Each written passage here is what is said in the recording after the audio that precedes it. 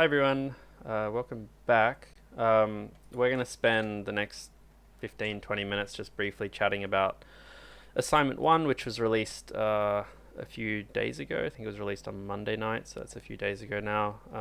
You have Kevin in the call here, who's on my screen now, but he can't tell, but you can wave. Hi Kevin. I think two classes have Kevin, so you'll be excited to see Kevin again. Kevin's just here to answer any questions you have, and in particular, both of us look at the YouTube live stream.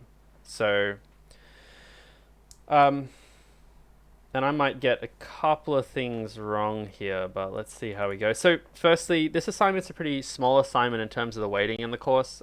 It's due quite a whiles away. It's probably one of the longest non-major assignments I've ever released. So, it was released on Monday, which means you have all of week 4, week 5, week 6, and week 7 until Friday night to submit it. So that's nearly 4 weeks.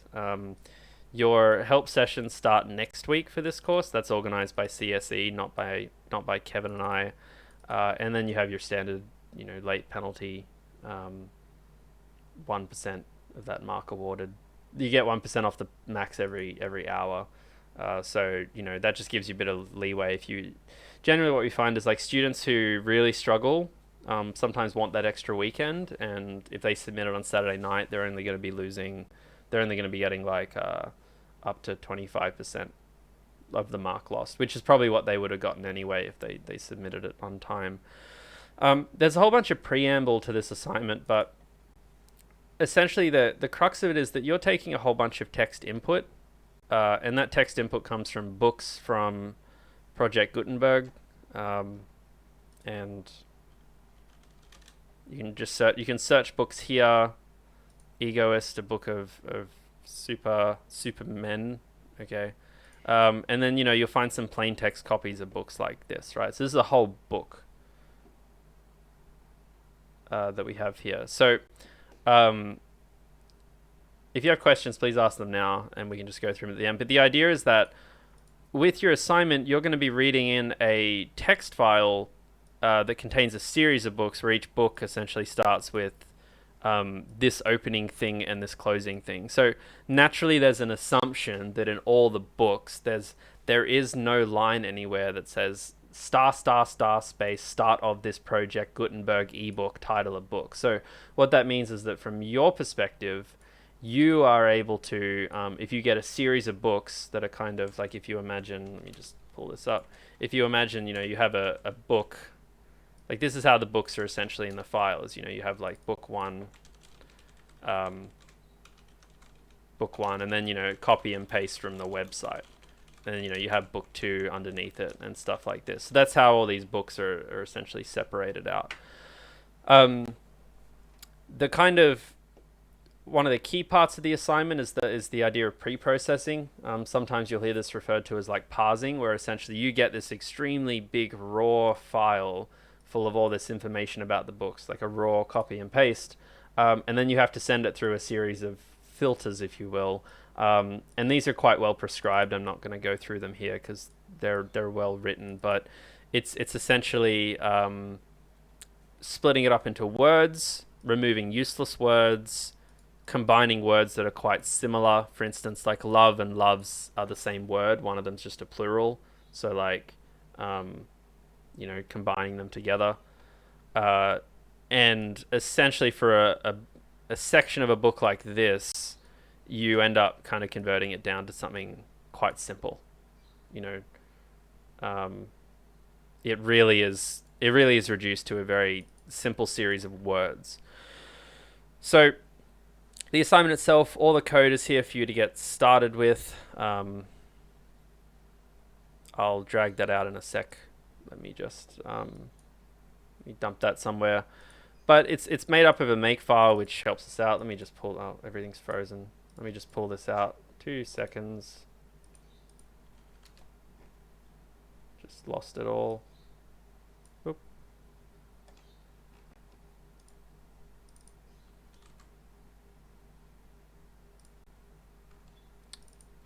Lordy, lordy, lordy. Nothing's working for me today. One last sec. So We're just going to drag all the files out here so you can see them. These are all up on the top here. You have your make file, which is, we just have that ready for you to go. The key things to kind of pay attention to are we have an ADT that we provided you, which is dict for dictionary. And this essentially outlines a whole bunch of key functionalities that you'll be required to implement in your assignment.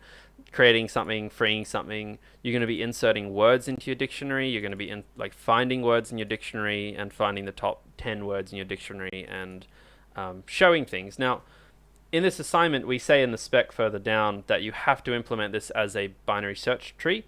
And you'll see this actually looks quite similar to a binary search tree. You have a notion of freeing, creating, printing, inserting, and finding, which is essentially searching. There's a few other files here. We give you a helper file for the stemmer. As you remember up here, there's a step which is stemming, which is like combining words that are similar. That's a difficult problem, so there's a helper file that compiles with it. That'll help you work with it. And then one of the more important files, which is probably the one I imagine you'll spend a chunk of time in as well, is tw.c. tw.c stands for what does it stand for again? Kevin, you probably remember. I think you're unmuted, so I think if you talk, one sec. If you talk, people can hear you. Yeah, sorry. Top words. Top words, that's right. Lost my place. So a lot of the time you spend will be in top words. What you'll also notice about topwords.c is that it's got the main function. So if you're really struggling to figure out where to start for this assignment, it's all just the main function here. That's where your thing is called, and you could imagine that this is going to use your dictionary ADT. So you could imagine a part of this is you have this dictionary ADT where you actually implement this dictionary of words as a tree, which comes from parsing the files, and this is probably where the bulk of the logic happens in your assignment. So tw.c is like your entry point, your main function. It's where you'll be reading the file and interacting with your dictionary. But the dictionary is where the actual binary tree and other data structures exist there. One piece of learning in this assignment that we aren't spending time on lectures on is actually opening files. This is written in the assignment as well. It's very, very simple, and because it's so simple, we have a file here, a lineos.c, .c, where we actually use how to open a file. In this case, it's like reading from standard in. In this case, it's opening a file. This is just one of those things where, as programmers, we've taught you C. You've done like 2-ish courses on it now.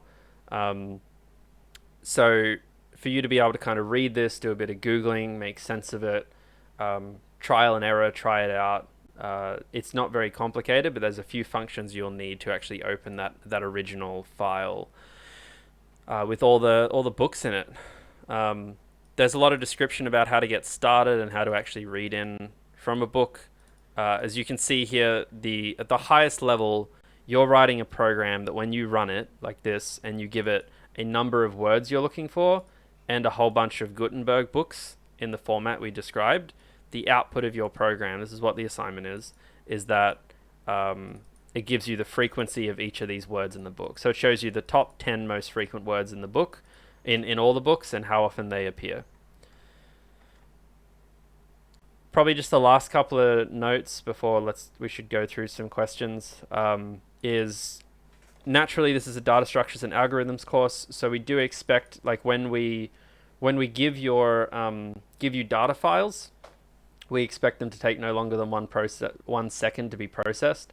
So there are some really naive solutions you could do to this assignment, which will, work, but they'll be a bit slow. That's kind of why we're enforcing the use of a binary search tree in this case. So there is a performance measurement mechanism there. We'll just be using the standard Linux time command, and we'll also be doing this on CSE machines. So when we say 1 second, we're talking about CSE machines in this case. And then I think, and also we're looking for memory leaks too. So on Tuesday, we went through Valgrind and GDB. So Valgrind, we will be looking for memory leaks, and you will lose marks for memory leaks. Yes. I want you to just assume that you lose a lot of marks for memory leaks. It's probably the easiest. Errors. Isn't that the most ironic thing in the world? To have spelt errors wrong. I'm sorry about that. I'm not going to run through the testing component here, but there's a whole bunch that helps you, that shows you how to get set up for testing and get set up for debugging. A bit of an FAQ, and then in terms of the weightings of where you get your marks from, 85% of the marks will come from the performance of your code. When we say performance, we don't mean how fast it is. We mean like, does it work quickly enough? So like performance and speed is relevant there, but it's basically auto testing. And 15% comes from like essentially your style and everything described here. What's really important to note is that if you do not make the limit, if your code is too slow, we still mark you, and you just get a slight penalty here. And also, when we mark your code, we will be using a different set of books. So this is kind of back to a very basic testing philosophy, which is that while you might get your code working on a certain book or a certain set of books, and you're confident about that, that doesn't mean that it'll work on other sets of books. So we don't want you to overfit your code to one, essentially data input, because you might have mistakes in it that don't show when trying to parse and print out those books. I'm just being a little bit quick with this because I'm cautious of time as well. But yeah, let's jump to some of the questions in the chat. I'll just answer this one quickly. Autumnal says, "Is that 4 out of 5 of the marks for that specific auto test?" That I believe that's the case. I assume that's what you would have done in the past, Kevin, too, right? Yeah. Yeah. Yep. Are there any questions you wanted to answer, Kevin? I assume you can see the chat. There was a question from Walid. So testing runtimes on the servers is quite inconsistent. So sometimes runtime is 2 times longer for the same input. So when we're auto testing, we'll probably be running the testing on a machine that students don't have access to. So it'll be faster. A question I think that's going to come up, and again, I could make this up, but you would have done it before, is when you do run the time command to measure the time of your code, is it the real time, the user time, or the system time that we get students to look at? I assume it's the user time, right? Yeah, user time. Yeah.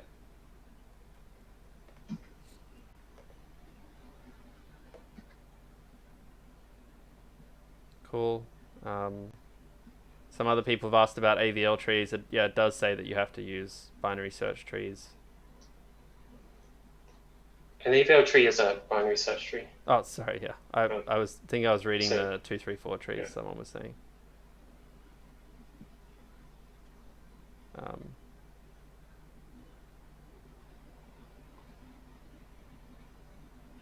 Yeah, so it's user time. Because remember, Waleed, real time is the actual kind of literal time that it takes, which includes things like I/O blocking, waiting on the operating system. So sometimes if your program tries to malloc something, there's like a theoretical chance that the computer, like the actual Linux computer, might say, "Oh, give me a sec, I need half a second to do that," and that's not included in the user time. So the user time is just measuring how long your program takes to run. D-Aurora has a question, Kevin, about testing on Mandolin or other.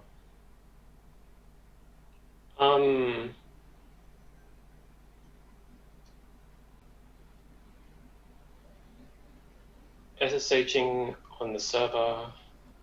Mandolin. I haven't personally used Mandolin. I guess that's just another SSH server, right? Yeah, so I'm pretty sure most of the SSH servers in CSE are very similarly resourced, everyone.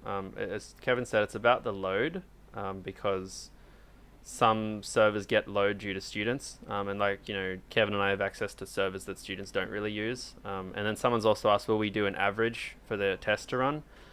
So generally speaking, and Kevin, correct me if I'm wrong, but it's like what we would do here is like, when we run, like essentially there's very rarely anomalies when we run. Like either everyone's runs way too slow because the server's doing something naughty, or everything's totally fine. Now, occasionally, yes, there might be a student who has something really random happen and they don't pass the time when they've been testing it extensively on the CSE machines, and it always easily passes. In those cases where you've shown us that it does pass for you locally on like when you're using the CSE machine, we would just rerun your auto tests in that sense. If like we feel suspicious that something strange happened. Yeah, I think that's right. Yeah.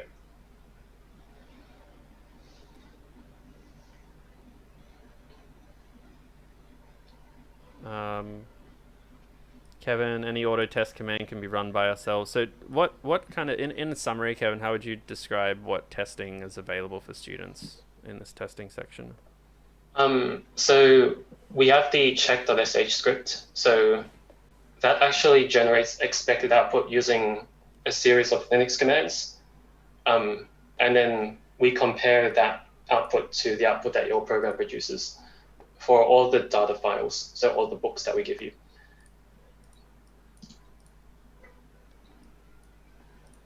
Cool. And yep. What else do we have? So there's testdict.c. So that's just a program that you can use to test your dictionary.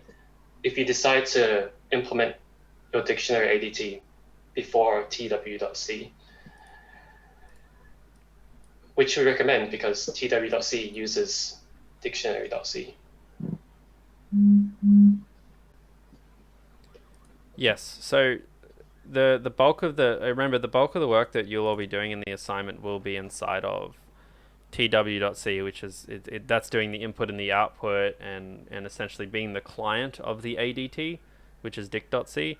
As Kevin said, we want you to start with this one if you can, because that's usually a good programming practice, is to try and use dict.h, because it's a clearly defined ADT. It tells you what the inputs are, it tells you what the outputs are. There's lots of information about it, but obviously it's not implemented yet. So this is dict.c, and you can see that it's all stubbed out. So it's probably wise to try and start with tw.c. If people are feeling ridiculously uncomfortable with the idea of trees, you can also always try and implement it with some really horrible data structure like an array or a linked list in the interim, I guess, if you'd like, to get your head around it before you do a tree structure. Though I'm pretty sure, like, even though like a linked list and stuff would definitely not get you the performance marks, I assume Kevin as well that we'd probably even take more marks off if they disregard the binary tree requirement.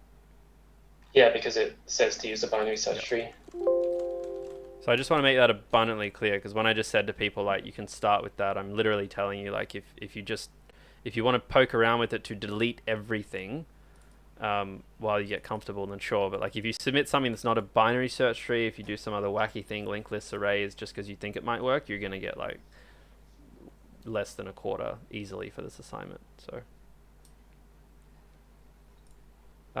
Kevin, AVL trees are okay, yes, because they're binary search trees. Yep.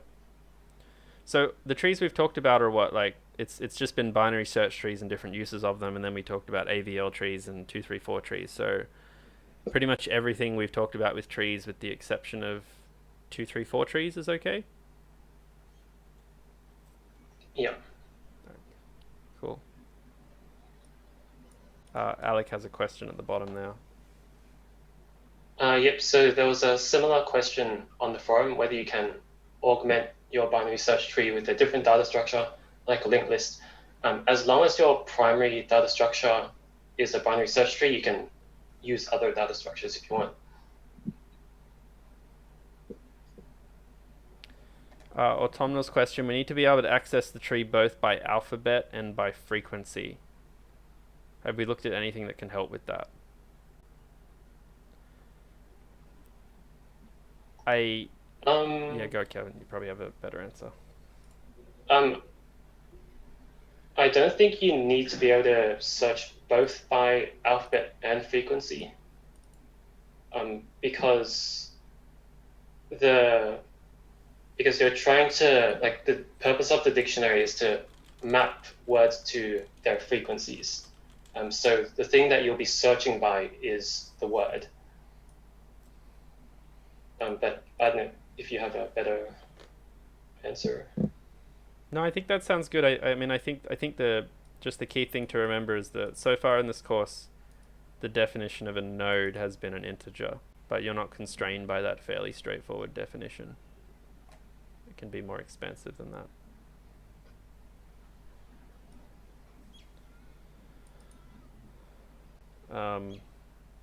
Chucky says, will I fail the auto test in other server because of different file location? For example, my stopwords.txt may not be the same as yours.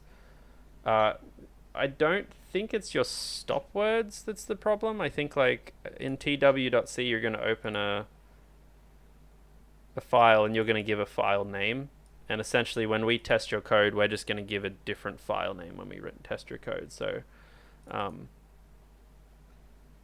yeah, that should, yeah. Just yeah, as long as you don't change the stopwords file, then it should be fine. Because we'll be using the same stopwords file that we gave you. Yep.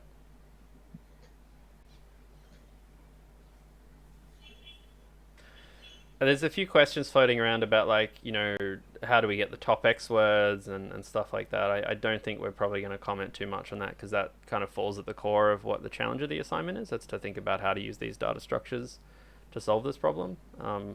It's one of those things usually where like this assignment's out for 4 weeks. So typically, once we get to like a week before it's due or 2 weeks before it's due, we probably will start maybe helping students a bit more, because typically like, the point is that we don't want to undermine like a student who's already spent 3 days solving this problem and like going to the effort right now. We don't want to just be like, oh, here's how you should do it, or here's a way you could do it. Hamish says, any memory limit? I Kevin, do we have a memory limit? I assume if it's a second, your memory's never going to get high enough to cause a problem. Yeah, I don't think we enforce a memory limit. Yeah, so there won't be a memory limit, but if you manage to memory out, like if you manage to cause a memory out of error within 1 second, you're literally probably just malloking forever, I would guess. So. Yeah. Or Tomnal says, how much can we discuss this with each other? As much as you want. It's like the labs and stuff. We don't ever want you sharing code. We don't want you like never share code. You shouldn't be looking at each other's code, but like in terms of, if you want to sit down with some friends and draw some stuff up on some whiteboards and come up with ideas or post on the forum and discuss it generally, I don't think there's a problem with that. As I've kind of said before, I'm always happy for students to post on the forum when they want to share thoughts in broad sense, not like here's my data structure, but like, here's some whatever, because I know that students will do that anyway with each other quietly on Facebook, and again, the more that happens on Ed is the more that every student gets to see some things. But we're watching the forum too, and if people are starting to just basically share things or ask questions that are giving away the fundamentals of the assignment, then we'll start putting a clamp down on it. But so it's hard to give a clear line on that.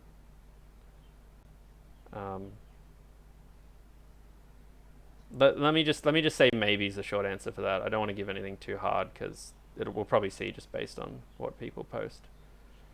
Chewy says, are we allowed to share tests for the code? When you say tests, I assume they just must mean Gutenberg files, right? Kevin, in the past, have we allowed students to like share tests and their output? I don't think so. In the past. Do you think there's a problem? Should we avoid it now? Sorry to put you on the spot. They're just books, so like you can download them. Like everyone can download them from the Project Gutenberg website. So I guess there isn't really an issue for this assignment. Yeah, I agree with that. So essentially, like there's 60,000 books out there. And in the spirit of community, it's always nice if, there might be a few students who say, oh, I've done these 5 books and these are the outputs I got, and other students test with that and be like, I got a different answer, sure. But that's useful for debugging. But remember, we're probably going to test with books you never see. So if you want to have more test cases and you want to kind of share some things with other students, that's fine because you're not all converging on the answer. You may still lose marks in the actual auto marking in the end. Hamish says, are all your auto tests going to be Project Gutenberg books? Yes. Yes. Because, yes. Jaden has a question, Kevin, if you want to answer that. For error handling, EOF encountered before end of is so EOF is the end of file.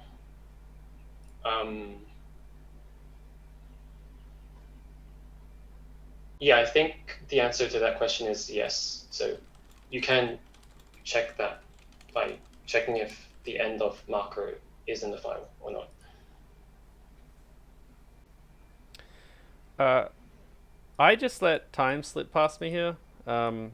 Just firstly, Kenny says, do we have to write our own tests? I mean, this program has a really straightforward input and output. It's like this data file will produce this output, right? So we encourage you to write your own tests because it's going to be one of the things that help you make sure your code works. I don't like lectures going over, but it's also good to damn it. On the Ed forum, just want to really quickly show you this, and then we'll stop it. On the Ed forum, we have a mega thread up the top here. Kevin's posted it, and essentially any assignment 1 question you have, and I want to stress this is in terms of any clarifications about the spec. We're not asking you to post about your problems or your code doesn't work or you're getting a seg fault. None of that. We just want to see, like, are we allowed to write helper functions? I think a lot of the questions that are here right now are really good examples of questions. Like, can we change the arguments and return values of the functions?